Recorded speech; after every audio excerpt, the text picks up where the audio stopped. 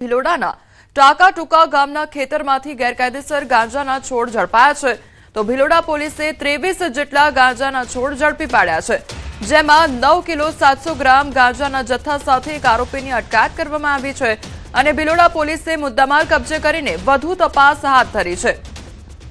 તો ગાંજાનો જથ્થો ઝડપી પાડવામાં આવ્યો છે પોલીસે ગાંજાના 23 જેટલા જે છોડ છે તે ઝડપી પાડ્યા છે એરંડાની આડમાં આજે ગાંજાની ખેતી છે તે કરવામાં આવી રહી હતી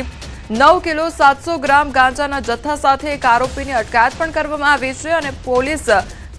દ્વારા વધુ તપાસ હાથ ધરવામાં આવી રહી છે મુદ્દામાલ કબજે કરી લેવામાં આવ્યો છે અને ત્યારબાદ હજી વધુ તપાસ હાથ ધરવામાં આવી છે એરંડાની આડમાં આજે ગાંજાની ખેતી છે તે કરવામાં આવી હતી તો અરવલ્લીના ભિલોડા વિસ્તારની આ ઘટના કે જ્યાં ટાકા ટુકા ગામના ખેતરમાંથી ગેરકાયદેસર ગાંજાનો જથ્થો ઝડપી પાડવામાં આવ્યો છે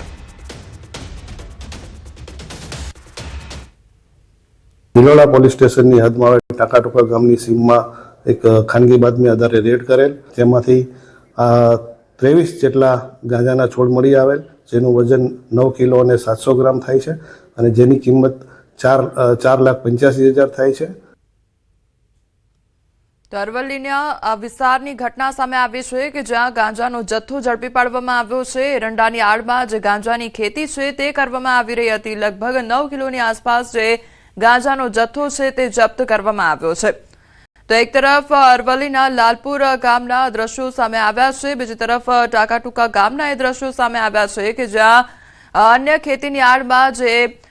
ગાંજાના છોડ છે તે વાવવામાં આવ્યા હતા અને પોલીસ દ્વારા તપાસ હાથ ધરવામાં આવી છે સંવાદદાતા હાર્દિક અમારી સાથે જોડાઈ ગયા છે હાર્દિક ગાંજાનો જથ્થો જપ્ત કરવામાં આવ્યો છે ખેતીની આડમાં ગાંજાની ખેતી કરવામાં આવી રહી હતી કયા પ્રકારે પર્દાફાશ કરવામાં આવ્યો કોમલ ચોક્કસથી જે પ્રકારે અરવલ્લી જિલ્લામાં એનડીપીએસના કેસો સતત વધી રહ્યા છે ડ્રગ્સને લઈને ખાસ કરીને ગાંજાની ખેતીનો જે વ્યાપક વાવેતર વધ્યું છે જિલ્લામાં તેને લઈને જે અરવલ્લી જિલ્લા પોલીસ છે સતર્ક બને છે ભિલોડાનું જે ટાકા ટુકા ગામ છે ત્યાં ખેતરમાં જે વાવણી કરવામાં આવી હતી રવિ પાકની એની અંદર જ ગાંજાની ખેતી કરવામાં આવી હતી જેના લગભગ 23 જેટલા છોડ પકડવામાં આવ્યા છે 9 કિલો જથ્થો પકડવામાં આવ્યો છે અને એક સંજય ગમાન નામના એક વ્યક્તિની પણ પોલીસ દ્વારા ધરપકડ કરી અને આગળની કાર્યવાહી હાથ ધરવામાં આવી છે લગભગ 5.5 લાખનો જે આ મુદ્દામાલ છે એ પોલીસ દ્વારા જપ્ત કરવામાં આવ્યો છે જે પ્રકારે 24 કલાક સુધી આ કાર્યવાહી ચાલી હતી કારણ કે જે ગાંજાના છોડ છે તેની ગણતરી કરવામાં સમય લાગતો હોય છે એટલે આ સંજોગોમાં પોલીસ કડક કાર્યવાહી હાથ ધરી છે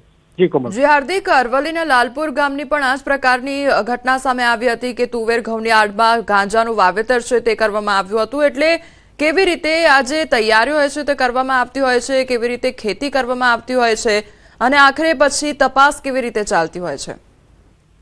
કોમલ ચોક્કસથી જે મેઘરજનું જે લાલપુર ગામ હતું ત્યાં પણ 8 કિલો જથ્થો પકડાયો હતો જ્યાં સાધુના વેશમાં એક જે મંદિરની આડમાં બાજુમાં જે ગૌચરની જગ્યા હતી ત્યાં ખેતી કરવામાં આવી હતી ગાંજાની ત્યાં ગાંજાના છોડ વાવવામાં આવ્યા હતા અને જે તુવેરનો જે પાક હતો જન્ય પાક તેની આડમાં અંદર છુપાવી અને ગાંજાના છોડ ઉછેરી અને ગાંજાનો વેપાર કરવામાં આવતો હોવાની પોલીસને બાતમી મળી હતી ત્યાં એસઓજી પોલીસે કાર્યવાહી કરી હતી જ્યાં 4 લાખ રૂપિયાનો મુદ્દામાલ પકડવામાં આવ્યો છે જ્યારે આ ટાકા ટુકા ગામે પણ 5 લાખનો મુદ્દામાલ કબજે કરવામાં આવ્યો છે તેમાં પણ જે અન્ય જે વાવણી કરવામાં આવી હતી એની અંદર ગાંજાનું વાવેતર કરવામાં આવ્યું હતું ખાસ કરીને આજે શિવરાત્રીનો પર્વ છે એટલે શિવરાત્રીના પર્વની આસપાસ જ ગાંજાનું જે વાવેતર એટલે કે ડ્રગ્સના જે સતત કેસો વધી રહ્યા છે આ બંને ક્ષેત્રો જે જગ્યાઓ છે એ રાજસ્થાન ગુજરાતના બોર્ડર વિસ્તારના ખેતરો છે એટલે કે આ જગ્યાઓમાં આ પ્રકારે ગાંજાની ખેતી થવી એ બાબતે પોલીસ દ્વારા કાર્યવાહી કરવામાં આવી છે ભિલોડા પોલીસ જિલ્લા એલસીબી પોલીસે સંયુક્ત કાર્યવાહી કરીને ટાકા ટુકા ખાતેનો જથ્થો પકડ્યો છે એક જિલ્લામાં આ પ્રકારની એમઓ વધી રહી છે હજુ પણ પોલીસ તપાસ ચાલુ જ છે જી કમલ જી હાર્દિક સમગ્ર માહિતી બદલ આપનો આભાર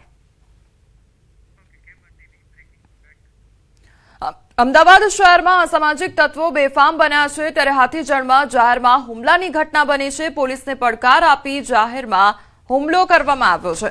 તો ધર્મવાટિકા સોસાયટીના રહીશ પર હુમલો કરવામાં આવ્યો અને કાળા કલરની નંબર પ્લેટ વગરની ગાડીમાં આવીને હુમલો કર્યો હતો આરોપીએ 14 અને 15 જાન્યુઆરીના રોજ અગાઉ બબાલ પણ કરી હતી જેની અદાવત રાખીને હુમલો કરવામાં આવ્યો હોવાની માહિતી સામે આવી છે તો પિતા પુત્ર પર હુમલો કરીને આરોપીઓ ફરાર થઈ ગયા હતા તો સ્થાનિકો દ્વારા આક્ષેપ કરવામાં આવ્યો છે ઘટનાને પગલે સોસાયટીના રહેવાસીઓમાં ભયનો માહોલ સર્જાયો છે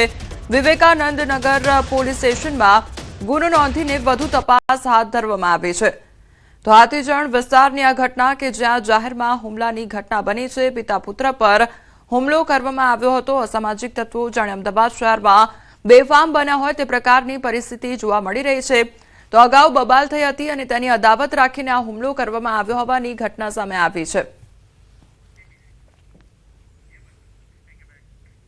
અમદાવાદમાં અસામાજિક તત્વો બેફામ બન્યા છે, ત્યારે નારોલમાં જમાઈએ સસરાની હત્યા કરી કાઢી। પારિવારિક બાબતોમાં થયેલ ઝઘડામાં હત્યા કરી હોવાની આશંકા સેવાઈ રહી છે। પોલીસ ઘટનાસ્થળે પહોંચીને આરોપીને પકડવા માટેની તજવીજ શરૂ કરવામાં આવી છે। તો પોલીસ દ્વારા વધુ તપાસ હાથ ધરવામાં આવી છે। આરોપીને પકડવા માટેની તજવીજ હાથ ધરવામાં આવી છે। તો પારિવારિક બાબતોના કારણે ઝઘડો થયો હતો અને ત્યારબાદ હત્યાને અંજામ આપવામાં આવ્યો છે।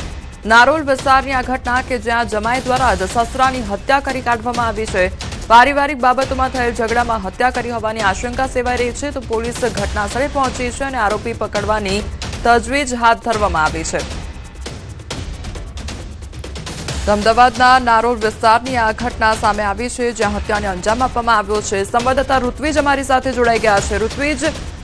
સસરાની હત્યા નિપજાવી દેવામાં આવી છે જમાઈ દ્વારા, જો આખરે કારણ શું સામે આવી રહ્યું છે, શું વિગતો મળી રહી છે? જી કોમલ, વાત કરીએ તો ગત મોડી રાતનો આ બનાવ છે। જે આરોપી છે તે આરોપી તેની પત્નીને લેવા માટે સાસરીમાં ગયો હતો। જો કે તેની પત્ની છે, તેની માતા અને જે ભાભી છે તેની સાર સંભાળ લેવા માટે પિયરમાં આવી હતી।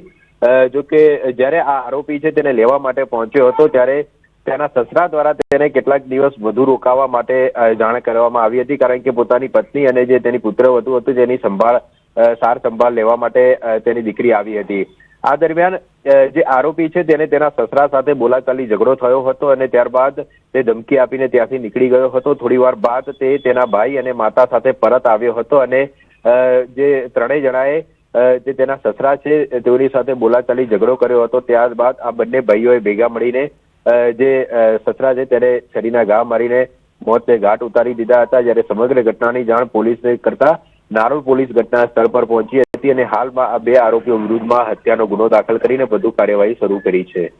જે ઋત્વિજ, સમગ્ર માહિતી બદલ આપનો આભાર।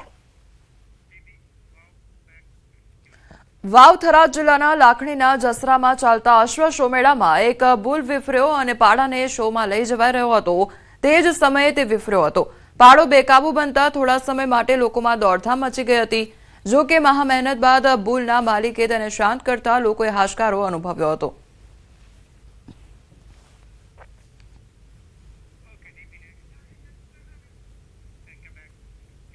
વાવ થરાદ જિલ્લાના લાખણી તાલુકાના જસરા ગામ હાલ અશ્વોની હણહણાટથી ગુંજી ઉઠ્યું છે। શ્રી બુઢેશ્વર મહાદેવ મેળા સમિતિ અને ગુજરાત પ્રવાસન વિભાગના સંયુક્ત ઉપક્રમે અહીં 15મો ભવ્ય અશ્વમેળો યોજાઈ રહ્યો છે। 2012માં નાનકડા પાયે શરૂ થયેલો આ મેળો આજે ગુજરાતનો સૌથી મોટો અશ્વમેળો બની ચૂક્યો છે।